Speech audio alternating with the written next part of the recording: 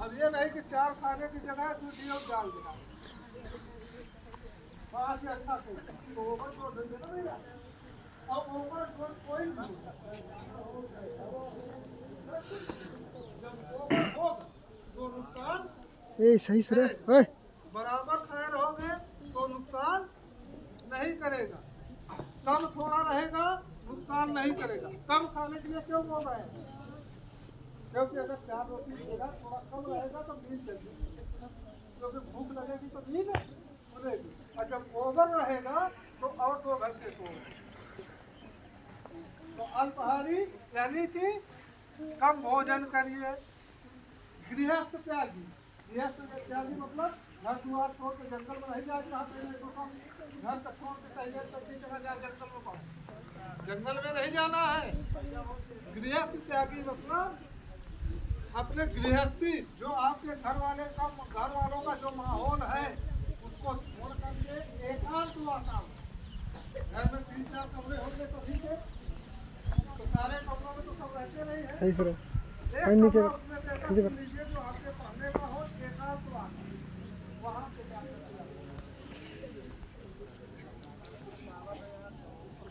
ठीक है। घर के बाद छोड़ नहीं जाए, एकांत कमरे में जाकर के आप पढ़ाई करिए। विद्यार्थी पंचना, ये विद्यार्थी के 5 लक्षण होने चाहिए। और अगर ये 5 आप पालन कर लिए तो कोई आपको पीछे नहीं कर सकता। कर सकता नहीं कर सकता ना। तो इन सारी चीजों का विशेष ध्यान दीजिए। अपने गुरुओं का आदर करिए। आपके गुरु हैं, आपको पढ़ा रहे हैं, कहीं पर भी अगर बाई मिस्टेक आपके गुरु से गलती हो जा रही है, गुरु से गलती हो जा रही है तो उसको थोड़ा सा नजरअंदाज करके भी आपके माँ बाप अगर कोई गलती कर देते क्या उसको उससे जाकर पार्टी करने लगते हो? नहीं करने लगते हो तो बताओ, नहीं करते हो ना। तो ऐसे गुरु है, मान लीजिए छोटी मोटी गलतियाँ, इंसान वो भी हैं, कभी छोटी मोटी अगर गलतियाँ उनसे भी हो जाए तो उसको आप नजरअंदाज करिए कि हमारे गुरु हमारे पिता तुल्य। फिलहाल वो गलती तो नहीं करेंगे, लेकिन कभी कभार हो जाता है बाई मिस्टेक। अगर हो गया तो उसको नजरअंदाज करना चाहिए, क्योंकि गुरु आपकी सारी गलतियों को नजरअंदाज करता है। क्या आप एक गलती मुझसे नजरअंदाज नहीं कर सकते? तो कभी भी अपने गुरुओं से जबान नहीं लड़ाना चाहिए, सरबर नहीं करना चाहिए।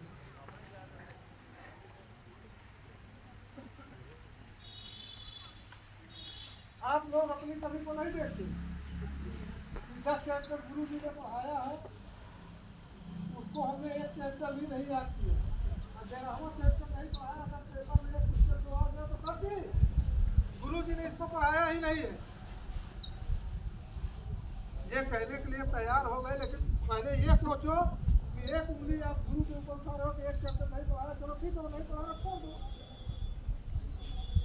बहुत एग्जाम तो हो नहीं रहा है, उसको गुरु जी ने हमें बता दिया, गुरु जी करेंगे कुछ कर देंगे, अन्यथा उसका आपको नंबर दे देंगे।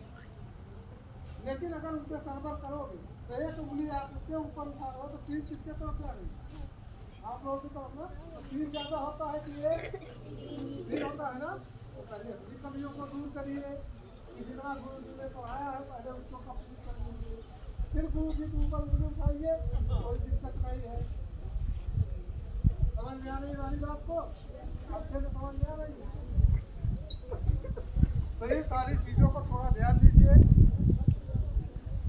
और विद्यार्थियों को एक चीज़ और हम बताए हैं सभी लोगों को कि भैया बाउंड्री बनी हुई है, आपको खेलना है, जो भी करना है आप विद्यालय के अंदर के लिए यही रोड पर बिल्कुल मत जाइए, क्योंकि दुर्घटना पूछ करके नहीं आती। दुर्घटना जो होती है पूछ करके नहीं आती। आप 350 विद्यार्थी, टीचर 10 है, 10 और 12 टीचर, ठीक है।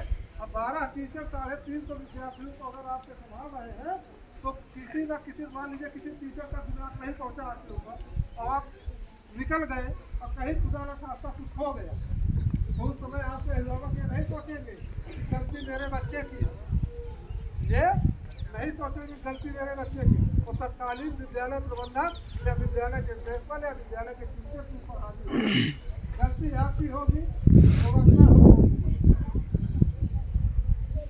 ठीक है, अभी आपके गार्जियन कह देते हैं भैया बेटा मेरा सब खाना खा के नहीं गया, कुछ बच्चे हमारी खा के नहीं गए, उनको रोड पे चले जाएंगे तो उनको समोसा नहीं।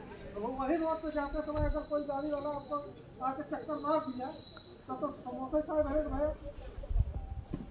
फिर वो समझ ना कहीं कि हम ही कहे रहे और तुम्हें कहीं हमारा लज्जत खोला था, सीधे आके हमारे ऊपर कंप्लेन हो।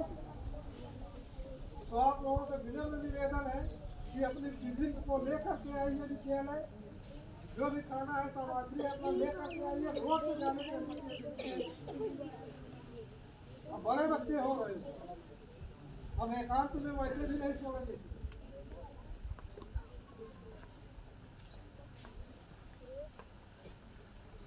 आप विद्यालय में रहिए, विद्यालय से आप अपने घर जाइए, उसके बाद जहाँ जाना है, समोसा खाने जाना है, चाट कुल्फी खाने जाना है, मेला जाना है, वहाँ मेरी कोई जिम्मेदारी नहीं।